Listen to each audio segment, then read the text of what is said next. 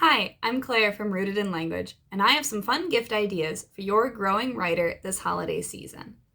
One of the ways we like to help students be inspired to practice their writing is to actually have kind of fun and interesting and maybe unexpected writing-related tools, items, things that might even lead to playing games, having fun, things that are maybe multi-sensory, more exciting, more tactile than just a traditional pen or pencil on a piece of paper. One of the big teaching strategies from Rooted in Language is to move off of the paper. So that means instead of thinking about writing practice as something you have to do sitting down at a desk with a piece of paper and a pencil, you can actually do writing practice in a lot of different ways on a lot of different surfaces with a lot of different writing utensils. And some of those surfaces and writing utensils and kind of interesting things that have to do with writing can make great holiday gifts.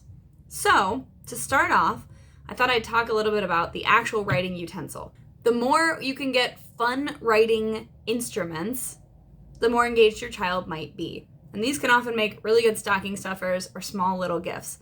Some of those items might just be fun packs of pens or pencils. Things like multicolored pens or thin markers, right? Anything that just adds color and interest. But if they still like using pencils, you can always go with colored pencils, right? Great fun time, especially if your student likes to draw.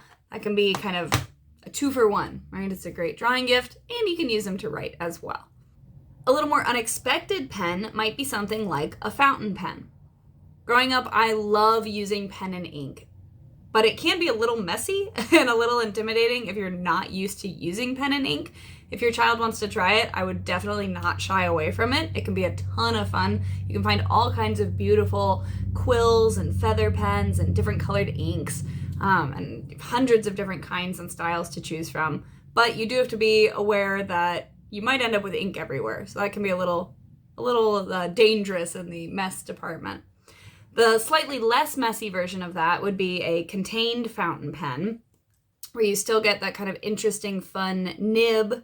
It holds ink. It is refillable, so you can actually fill it with different colored inks, and oftentimes these come with boxes. Like this is a Pilot pen, and you can get boxes of different colored inks. You can get black and blue, but also brown and purple and magenta and all kinds of different ways to write.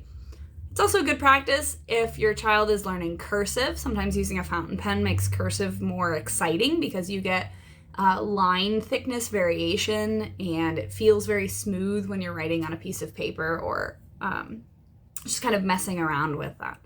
And it makes you feel sort of, fancy and adult and sort of old-fashioned at the same time. You get a little bit of that nod toward old scribes and scholars. Still in the realm of fun writing utensils, Pilot makes a certain kind of pen called Friction. These are the clickable version, and this is another version of Friction that they call fine liners that are sort of a pen marker hybrid. So it's a little bit of a thicker tip than you would find on a regular pen, but it's not quite a full marker. And Friction also actually makes felt tip markers as well. The cool thing about the Friction pens and markers is that they are actually erasable. It takes a little bit of elbow grease to get them to erase, but it does work. And they all come with erasers on the ends, right, on each end. So you can have the benefit of the smoothness and color and excitement of writing with a pen, but it actually kind of fixes the issue of if you make a mistake, you don't have to cross through it, right, or scribble it out. You can actually go back and erase like you could with a pencil. The companion to the Friction pens is the Rocketbook. This is a tool we use at Rooted in Language all the time. We teach from these, and our students use it and love it. The pages of the Rocketbook are a plastic-like surface, kind of somewhere between paper and a whiteboard.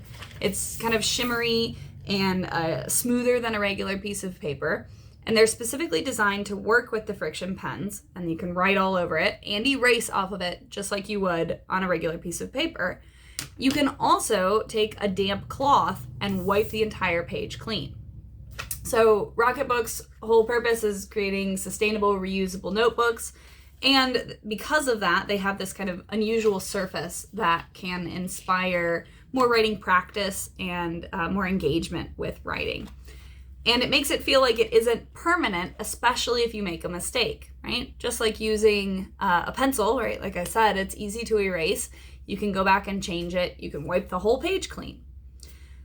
You can also save the work in a Rocketbook. Each page has a QR code in the bottom corner that you can use their app on your phone or tablet, and actually it takes a picture and saves that page. So if you're doing work that you wanted to refer back to or see later, that's easy to do as well without losing track of where everything went.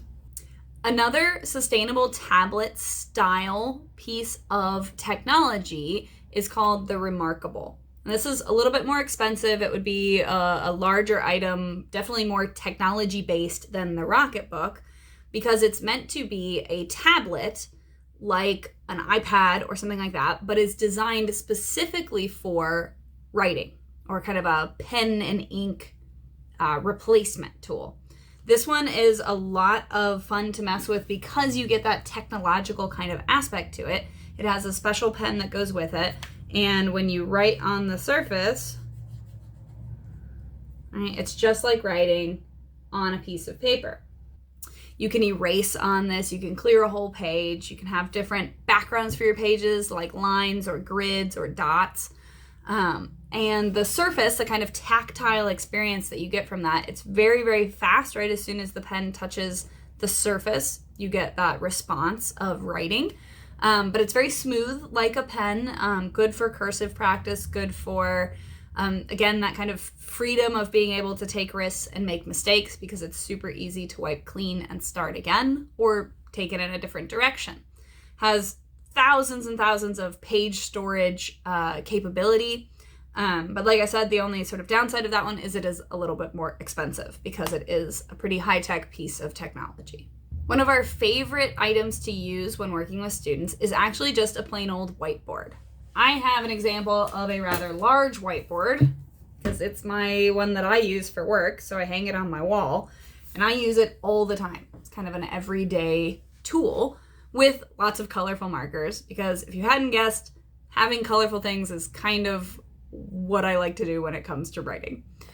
But having a whiteboard, again, has that freedom of making mistakes, the ease of cleaning up, the tactile experience that's different than a piece of paper. You can write big, you can write small, you can draw on it as well. And it just kind of mixes up our interaction and our relationship with writing by providing a different surface and sometimes a different plane of writing. You can put a whiteboard on a table or on a desk, especially if you have maybe a slightly smaller version. You can buy the personal kind of page-sized whiteboards. You can also buy whiteboard covers for tables, right? Or even a surface of a table that is meant to be written on with dry erase markers. Or you can hang it on a wall, like I said. Now, sometimes for some students, that's going to be a little difficult to write on this kind of vertical surface. It's a little bit strange compared to how we're used to writing. So being aware of that. But it can mix it up. It can be more interesting. It's a little bit different. And even if they take it off the wall, they can write on it and then hang it back up. And then it can become this kind of mobile way of writing. Another fun gift is to do actually a combo of a few of these things in a writing and drawing kit. So I have an example of just like a sort of pencil pouch, and you can also use the plastic sort of bins that come in all kinds of different colors and are big enough to fit pen or pencil or marker sized. But these are fun. I always had these when I was growing up as my sort of writing kit that I could take with me really, really easily.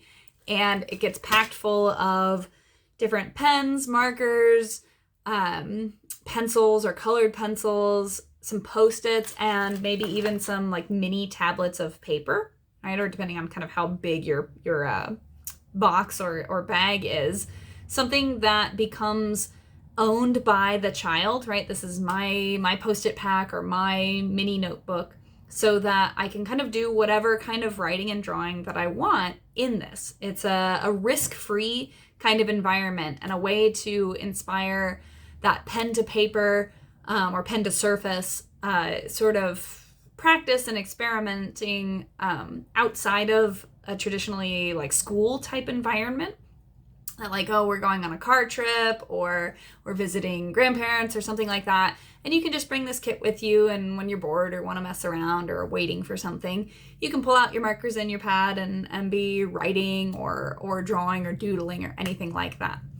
A slightly different version of that is the larger kind of portfolio style, right? This is just a big kind of faux leather packet that unzips and has space for a tablet inside, as well as pens and Post-its and anything like that. And it's very portable, right? It's a little bit bigger, like I said, than the sort of pencil pouch style. But the point of both of those is having something easily portable and inspiring that sort of ownership idea that it does belong to the child and it's theirs to mess with in whatever way that they want. So when we talk about writing practice, I've mentioned a lot of being multisensory and being tactile and sort of breaking away from the traditional pencil to paper approach to all of your writing practice. Another way you can do that, and especially to get that more multisensory piece, is to actually do things wherein the student might not be specifically holding a pen or pencil, but they're still engaging with spelling and experiencing words and putting language together. And you can do that through tiles and magnets. All right, I have an example of just magnetic letters, right, that can be used to spell various things. And there's also like magnet poetry packs you can find of all different kinds of themes and ideas that have little words actually on each magnet, and you can, create poems and stories and sentences all over your refrigerator or a whiteboard or something like that. And that can be just a fun sort of, again, that little more risk-free, especially with the magnetic poetry, because the words are already spelled out, but it's still a language engagement and still some of that language exposure and creativity all going together. Similarly, in terms of magnets and being on the refrigerator, oftentimes the refrigerator is this place of honor, right? We put great work we hang up on the fridge, or drawings, or if you get a good grade on something, right? It often ends up on the fridge as this place of honor and a place to be seen, right, by everyone in the family. Which means that sometimes just having fun magnets can be a cool little gift, right? You can find all kinds of, they're colorful dots. You can even find there are like magnet making kits out there. This one's a turtle. But he has a little magnet in the back of him, and he's got kind of some blue and green colors. And it can just be fun, like, hey, let's all make our own magnets. And then when you have, a piece of great writing work that goes on display on the fridge or on the big whiteboard, then it gets hung up by your own magnet. And that's kind of a neat extra, not specifically tied to writing, but just a fun little gift that you can do. And the last gift that also has to do with writing and tiles is one of these light boards, or light boxes rather, which come with individual letters as these kind of clear plastic tile pieces, and can be used to spell things, right? You can get whole packets of these different letters and numbers and symbols like the and sign there. And can just be fun little signs, and again, ways to engage in that kind of multi-sensory way, a fun way, can be kind of silly, but is still engaging with language, engaging with writing and spelling, even if it isn't the traditional pen to paper. I hope you've enjoyed hearing about some of our favorite ways to engage with writing with our students. I hope you've been inspired maybe to find some fun gifts for your growing writers. And I hope your children continue to grow stronger and more confident in their writing abilities. Thanks.